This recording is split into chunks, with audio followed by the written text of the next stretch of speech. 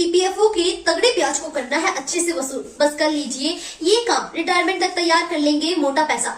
नियम के मुताबिक अगर आप ईपीएफ में अपनी कंट्रीब्यूशन को बढ़ाना चाहें तो आप सीधे तौर पर ऐसा नहीं कर सकते, लेकिन आप वॉलंटरी प्रोविडेंट फंड के जरिए आप ईपीएफ में भी अपने योगदान को बढ़ा सकते हैं और अपने निवेश पर उसी ब्याज का फायदा उठा सकते हैं जो आपको ईपीएफ पर मिलता है।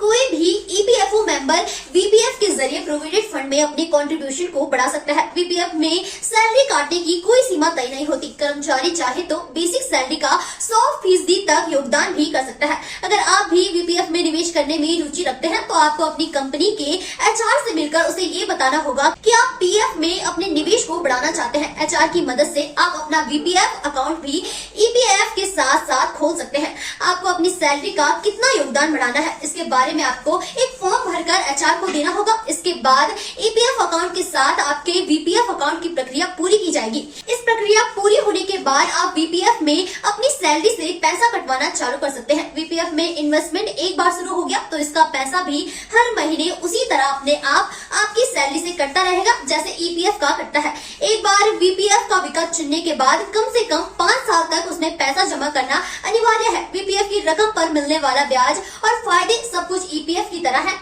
वैसे ही रकम निकासी नियम भी ईपीएफ जैसे ही है। वीपीएफ फंड की पूरी रकम की निकासी आय रिटायरमेंट के बाद ही कर सकते हैं। 5 साल बाद जब इसका लॉक इन पीरियड खत्म होता है तब आप इसे आंशिक धनराशि निकाल सकते हैं। इसके लिए ऑनलाइन क्लेम किया जा सकता है। अगर आप अपनी नौकरी को बदलते हैं पीएफ अकाउंट को भी ईपीएफ की तरह ही ट्रांसफर किया जा सकता है। वीपीएफ में निवेश करने पर इसके ब्याज और निकासी की रकम पर टैक्स नहीं देना पड़ता, इसलिए इसे ईईई श्रेणी का निवेश माना जाता है। इसमें आयकर कानून के सेक्शन 80C के तहत टैक्स छूट का फायदा मिलता है। इस फंड में आप एक वित्त वर्ष में 1.50 लाख रुपए तक ही टैक्स छूट के लिए दावा कर सकते हैं।